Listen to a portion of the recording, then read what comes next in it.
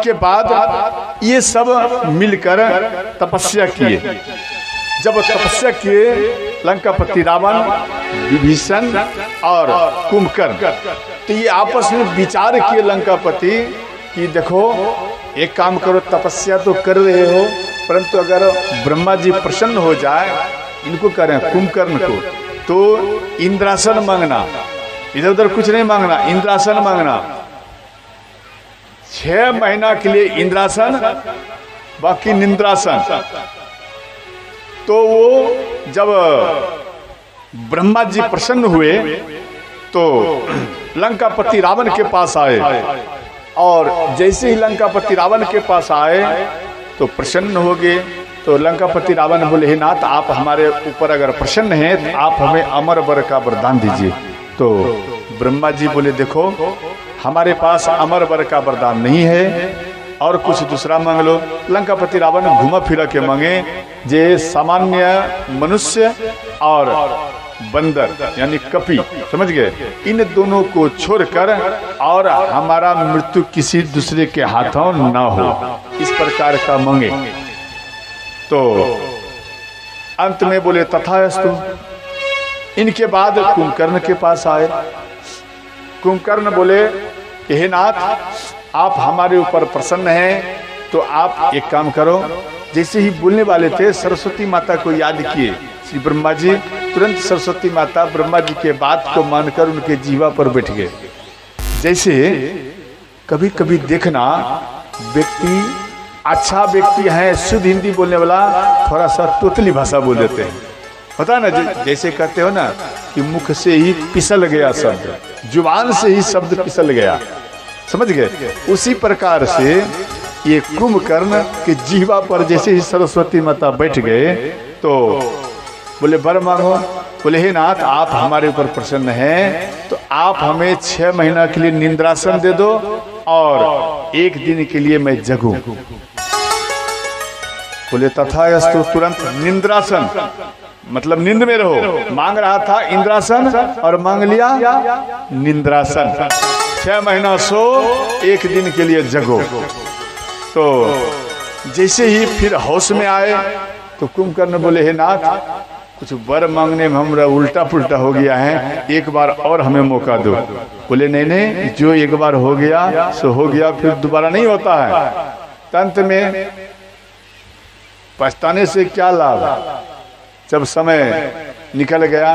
तो अंत में इनके बाद विभीषण जी के पास आए तो विभीषण जी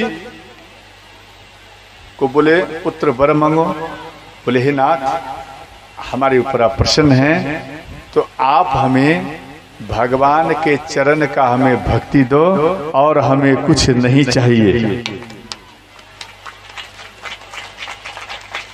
भगवान देखो आपको अगर दर्शन दे तो भक्ति मांगो। कई व्यक्ति तो देखो लाइन में खड़े रहते हैं कि हमें पुत्र दे दो, हमें पुत्री नहीं है पुत्री चाहिए, हमें धन नहीं है धन चाहिए। इस प्रकार से कहते रहते हैं। बाबा मेरा काम बनता नहीं है, बिगड़ जाता है, अर्थात अपना स्वार्थ देखता है। जिस भक्ति में स्वार्थ हो, याद रखना करोड़ों जन्म आपका बीत जाएगा फिर भी भगवान शिव का दर्शन नहीं हो पाएगा।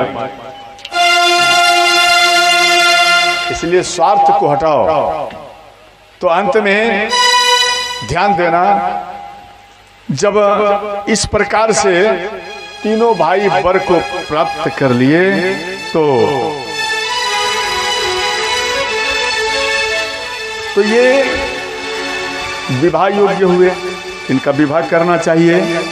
तो अब विवाह कैसे हो? मय तनुजा मंदोदरी नामा,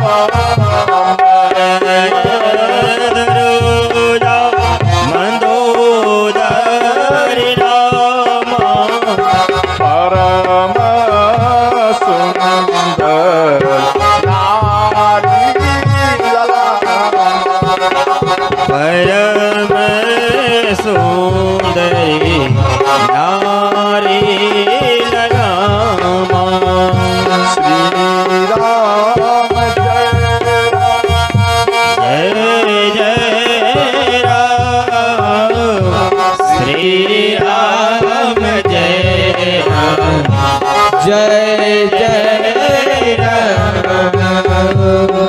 ध्यान देना, मैं तनुजा मंदोदरी नामा।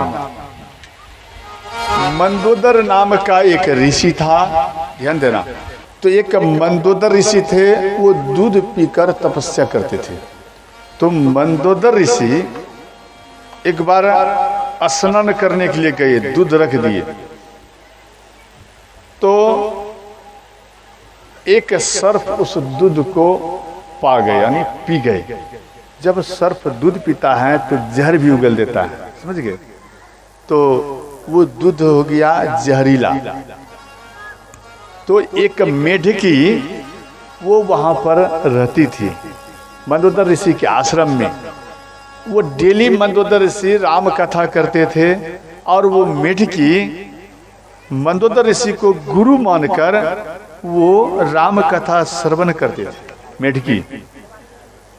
तो उनके अंदर में एक सोच आया, जो गुरु महाराज कहा करते थे कि दूसरे का प्राण बचाने में अगर अपना प्राण भी चला जाए तो ना चाहने पर भी उसे वैकुंठ मिलता है, उसे वैकुंठ मिलता है। इसलिए हम अपने गुरु महाराज को बचाने के लिए हम इस जहरीले ये जो दूध है, जो जहरीला हो गया है, हम इसमें अपना शरीर का त्याग कर देंगे।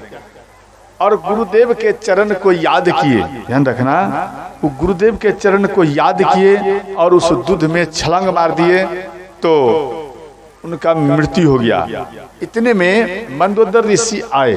मंदोदर ऋषि इनको बोले, जैसे ही दूध को देखे तो अब मन में सोच रहे हैं, भाई ये दूध में मेढकी है, तो ऐसा क्यों।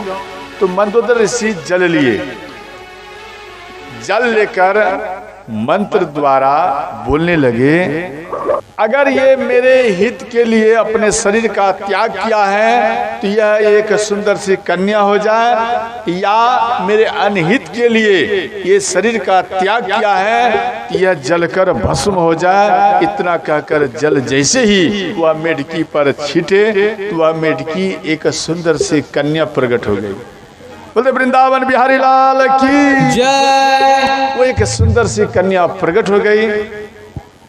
तो बोले आप इसमें शरीर क्यों त्याग किए।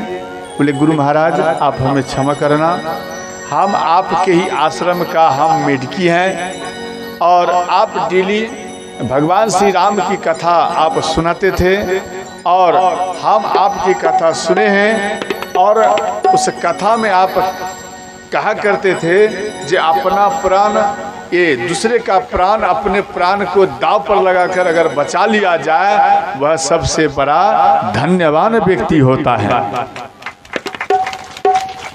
और उसे ना चाहने पर उसे वैकुंठ मिलता है। आप स्वयं कथा में कहा करते थे। तो इसमें एक सर्प आकर ये दूध को पी गए थे और ये जहरीला हो गया था, और आप आने के बाद आप इस दूध को पा जाते तो हे गुरुदेव आपका मृत्यु हो जाता, तो ये ठीक नहीं होता। इसलिए आपको बचाने के लिए हम अपने शरीर का त्याग कर दिया है। ये बात सुन करके मंदोदर ऋषि प्रसन्न हो गए। बोले बेटी आज तूने, देखो ध्यान देना, उनको क्या बोले, बेटी बेटी आज तूने मेरा मान रख लिया, और हम जो आपको राम कथा सुनाते थे उस कथा का प्रभाव आज तूने हमें दिखा दिया। इसलिए बेटी अब तू कोई नहीं, आज से तू हमारी पुत्री है। तभी से उसका नाम पड़ा मंदोदरी, समझ गए, उनका नाम पड़ा मंदोदरी। और इनके बाद मंदोदरी